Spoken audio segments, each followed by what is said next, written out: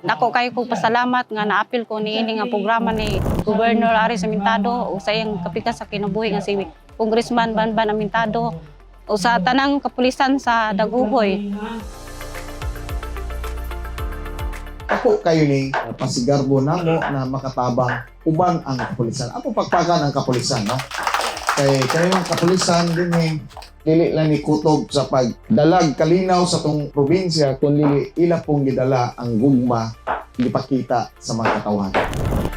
Kaning balay sa paglaom, this is really close to our heart. Dul kay sa mong dughan ni Governor kay personal advokasya namo nga makashare man lang ta sa ginagmay nga paagi pero kinasing-kasing para sa atong kaigsuonan nga nanginahanglan sa maong balay.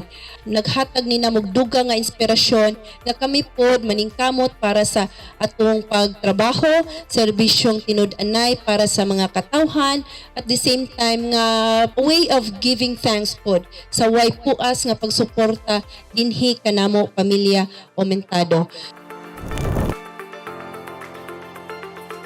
Dako ko kalipay nga akong anak na apil sa beneficiary sa Balay Paglaom.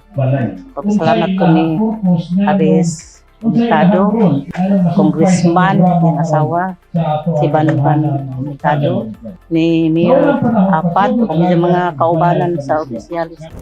Pinadakuan kay kong kalipay nila tungod kay ako magdahom nga usa ako nga napili nga kuan sa kadaghang tao sa Bohol. Pero ako din napilian nila ay wala po ko pasagdis Ginoo bitaw. Bisan o sa kalisod nga nagian namo nga dili lalim nga maingon ini among kahimtang. So daghang salamat ninyo tanan o sa kanunay Abante San Miguel, Abante Daguhoy, Abante Bohol. Daghang salamat.